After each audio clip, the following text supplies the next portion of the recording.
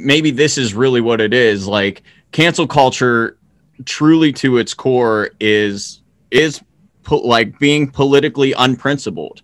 Right. You know, like I have very specific, I'm sure you and I align on almost everything as far as like what I think that we should be focused on. You know, if you want to, why don't we I think it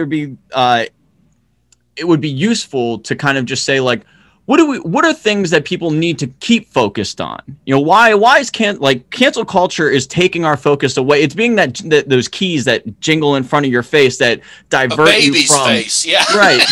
That divert you from the actual that divert you from actual policy that we should be focused on all the time. And like, what would you say to people who maybe aren't that are like kind of indoctrinated in the MSNBC, the CNN, the Fox News? Like, what would you say would be progressive policies that we need to remain focused on, that if we actually stopped this nonsense and we stayed focused on these policies, that it would be good for the larger, you know, for the large populace? Right.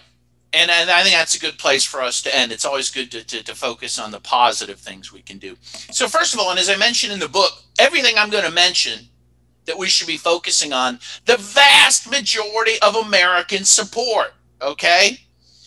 The vast majority of Americans want Medicare for all. They want national health care. We got to fight for that. And that's going to help everybody, okay?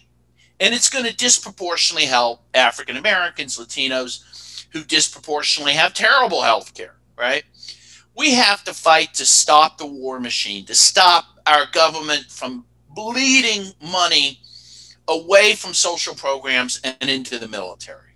And if people need to know why, you have about 5 books that can tell them why. Exactly. We need to focus on fighting for a living wage for working people. We need to fight for, you know, a universal basic income. Frankly, the one guy, the Democrat, what's his name? Andrew Yang. I think he has a point. You know, I think there should be a minimum amount of money that people should get regardless of whether they're working or not. There was actually an experiment in Vancouver, Canada, which has a horrible problem with homelessness. By the way, Vancouver, like many of these liberal cities, when you really look at the underbelly, it's not liberal at all. They speak a good game, but I just saw Vancouver was rated the most anti-Asian racist city in the world. Okay? So, but the other problem that they have is incredible problems with homelessness. They did an experiment there where they gave homeless people a very little bit of money. I forget what it was, a couple $1,000. Invariably, the homeless people within a month had gotten their lives back on their feet, gotten an apartment, all this. And we saw this here. Even though the U.S. gave scraps to people during the pandemic compared to other Western countries, right? Scraps. Those little scraps saved people's lives, lifted people out of poverty, and got the economy going. Okay, so we need to fight to continue those sorts of things. I would say those are the big things. And if you did those things, you would find many, many allies, not just within your liberal circles, but even in many conservative circles. Yeah, there are a couple. I mean, Alaska has a UBI that they get directly from the gas and oil industry.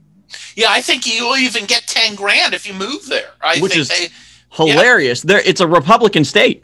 Yeah, you know Vermont, what I mean? Vermont the same. They've been offering money if you move there. Yeah.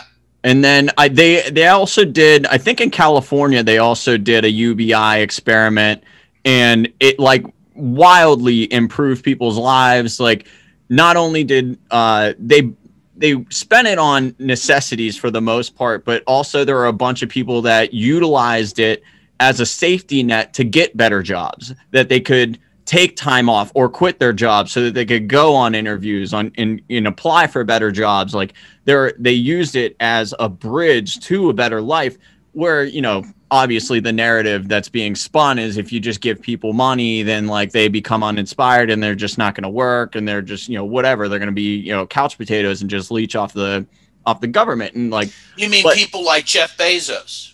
Right. Yeah. Right. Yeah. So where inevitably that's where you know, Yang is aiming to get some of that money from, that he wants to do the UBI from. But yeah, but the data, which, you know, this is largely a business podcast that I run, and so like what the conversation that we're having is not really in line with usually what I talk about, but it's infiltrating business on all levels. I mean, there are businesses that are kind of supporting cancel culture. There are businesses that are taking advantage of it, using identity politics to kind of like better posture themselves in, you know, in the public, you know, eye. Even like Raytheon just said like they're the most diverse, you know, company there is. I was like, oh great, everybody's bombing everybody now. Oh yeah, well how about the CIA recruitment video, oh my god, which is infamous now? Have you seen the Gray Zone's redoing of that? Yes. Awesome. But yeah, exactly. Again, Gray Zone, great. You know, for people that are looking for better news, go to the Gray Zone. Yeah, is amazing. I love Rising with Sagar and Crystal. I think that they're doing a great job over on the Hill Network. You know, Chris Hedges, on Contact Show. Yeah, Matt Taibbi. You know, Matt Stoller. You know, David Sirota, like, you go like the Glenn Greenwald. You know, I mean, if people don't understand it, like, we wouldn't even know what was going on with, you know, the NSA and the spying and everything like that if it wasn't for Glenn Greenwald, who is endlessly smeared all the time, like for doing great work, for constantly exposing, like, doing what the media is supposed to do. If they're supposed to have an adversarial relationship with power, they're not supposed to cozy up to it. That's not what, like, that was one of the, I have a little bit of a journalism background. I went to school for multimedia, but also it was like partnered with journalism. And I had one professor that made it very clear. She had been in war zones like this. She had seen like the real power of doing good journalism, like had bullets fly by her. And like the one thing that she really drilled into us is like, power is not your friend as a journalism. Like, what you need to do is make sure that power is not running crazy, that it's reined in, and that it has people keeping an eye on it, because when you don't keep an eye on it and you don't keep it honest, it won't be honest. Right. You speak truth to power. And Chomsky talks about that too. The role of intellectuals is to question authority, question the state. And it doesn't matter who's in the state. It doesn't matter if it's Biden or Trump. You equally have to hold them accountable.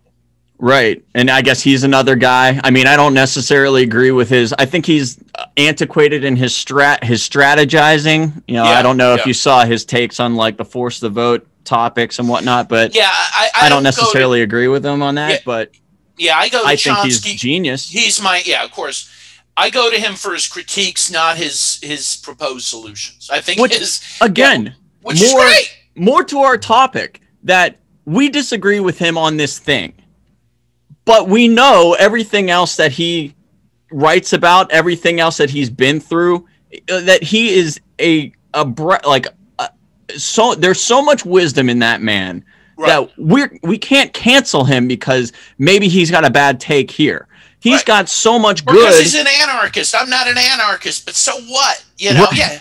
His critique of U.S. foreign policy has been, you know, I was going to say second to none. I would say second to one, and that's Michael Parenti, but who most people never even heard of, but pretty much the best, you know. So. Right. So yeah, those types of people, and I would just add one more policy that, you know, it's obviously super in the conversation that people want, you know, police reform, and they want you know, the justice system to you know, see some reformation to it. And like, so for me, on a grand scale, I say, you know, we should be pushing to end the drug war. We should be all of these things have been aimed at you know, poor people and people of And color, African Americans, yeah. and these are, and largely it was all based on lies anyways. Like the fact Right. that if we're talking about canceling things, like cancel are terrible policies that are I guess attacking us. Really, you know, they're eventually just turning out to be a liability to be a person. Right. Everyone, well, for example, I would start with everyone in jail and prison right now who's Right. there for any marijuana offense should be let go. And that would probably be half the freaking jail population. The idea, again, that now, you know, now the privileged get to smoke dope whenever they want to, you know, while, you know, poor black people were in jail because they had a little bit of dope, is a travesty. And that's got to be fixed right away. Right away. I think Dave Chappelle pointed that out almost immediately. He was like, it's hilarious that like I have friends that are still in jail for they sold a little bit of weed. And he goes, but I also have friends that own a weed company that's selling weed. Of course, you know, like it's insane that they're making millions off it. And of course, yeah,